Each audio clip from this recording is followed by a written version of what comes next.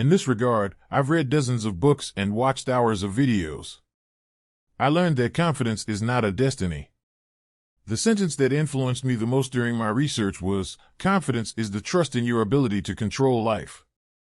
That day, I told myself, I will control my own life, not be tossed around like a leaf in a river or a bush.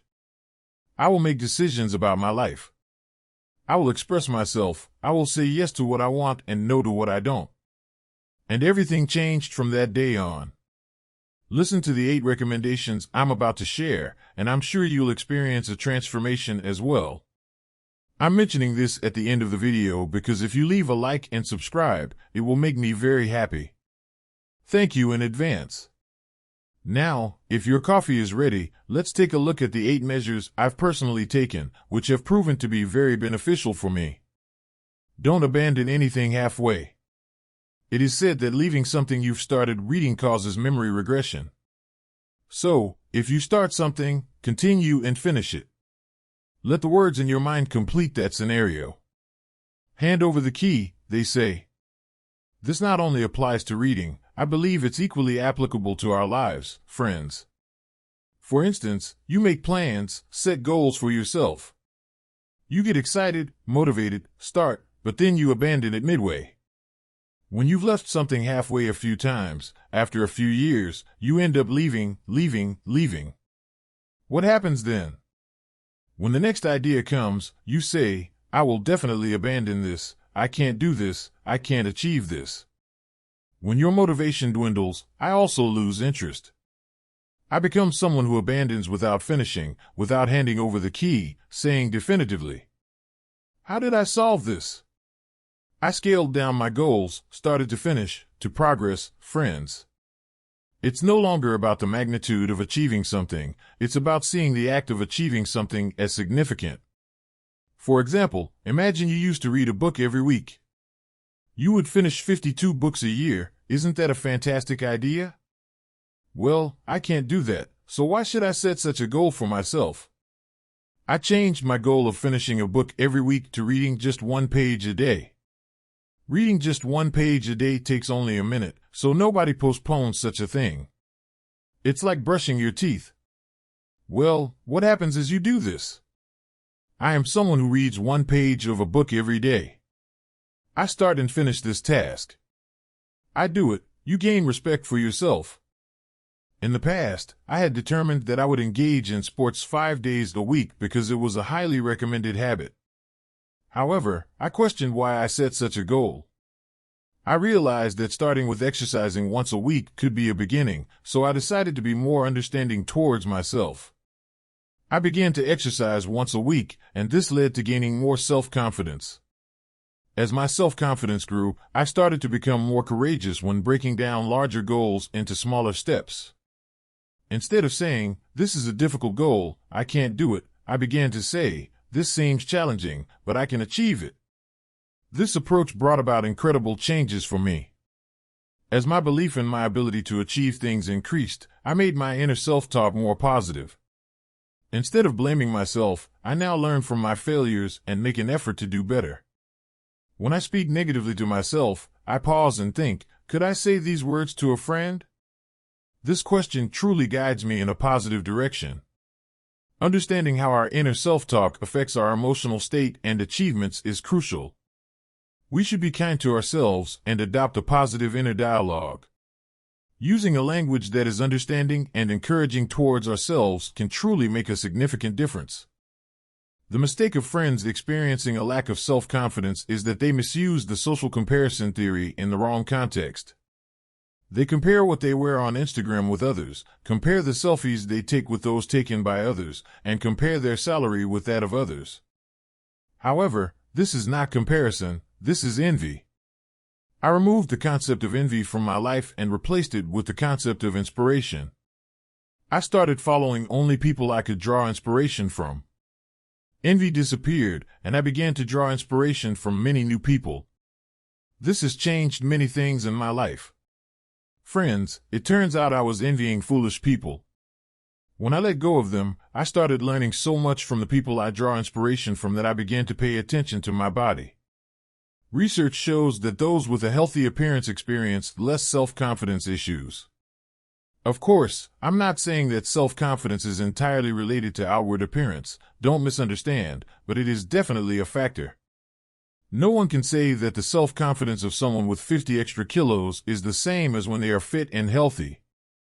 In simple terms, using your body well boosts your self-confidence. When I was a student, I gathered my courage and went to swimming tryouts. I was selected for the B team, and the connections and friendships I made there influenced people's behavior towards me. The way our environment treats us affects us a lot, and that's very normal. When we engage in physical development and sports in our lives, our attitude towards our environment directs us towards positive affirmations. It has a significant impact on self-confidence. Speak. I have a young relative who, after his friends moved to Switzerland, became somewhat introverted due to language difficulties. He struggled to socialize, and this continued for a while. While he was normally a calm and introverted child, he eventually began experiencing self-confidence issues. One day, I had the opportunity to talk to him and made a suggestion. A few years later, I saw that he had implemented the things I'm about to tell you. My suggestion was as follows: make connections in every environment you go to, speak unnecessarily in conversations, talk aimlessly. Don't ask why, just ask. For example, when you go to a cafe, ask for information about the contents when placing an order. When you go to a restaurant, ask if they have their own Wi-Fi. Don't hesitate to ask for the Wi-Fi password. By doing these exercises, your mind will free itself, and you will surprise the other party. This powerful exercise helped the child come back to himself just a year later. He still thanks me and prays for me. I highly recommend this to those struggling with self-confidence. Acquiring the habit of talking aimlessly is not a good thing, but our goal here is not to develop speaking skills, but to increase self-confidence. Speak to resolve self-confidence issues. Reading books and watching videos is undoubtedly important, but speaking is necessary for real communication. As you talk to people, you learn to express yourself and gain self-confidence. Experience this, and you will see how much change you will undergo in a few months. Your comments will be filled with thank you messages. Check back under this video in a few months. Set new goals for yourself in the new year. Improve yourself with a few months of exercises. I remember, when I came across this suggestion in a book, I delved into deep contemplation. I vividly pictured the people around me one by one and began to reflect on how their behaviors were impacting me. Were they lifting me up, or were they dragging me down? Were they respecting my thoughts, or were they constantly judging me? The way people treat us in our surroundings is indeed significant. If we constantly receive negative influences from our environment, expressing ourselves positively can become challenging. Therefore, it is important to assess the people around us and fill our surroundings with positive energy. I started distancing myself from people who made me feel bad and believed they were undermining my self-confidence. Instead, I began to build relationships with those who listened to me, valued me, and instilled trust. This change had a profound impact on my life. Nobody is perfect in every aspect.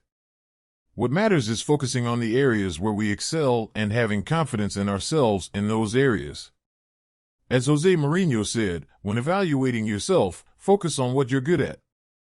Confidence comes when you believe in yourself in areas where you excel, and respect follows. Every no is essentially a yes to something else. Saying no can help us steer clear of events, individuals, and environments that would shake us. Once things settle, we can use these no and yes choices more consciously. I hope this change in thought and behavior is helpful to you. Friends, I've experienced the challenges of this. I worked on it, researched extensively, read a lot, watched a lot, and overcame it. If I did it, anyone can. Believe in yourself. Try, and you'll see what you can change. Many people need such support. Frankly, we don't know what anyone needs.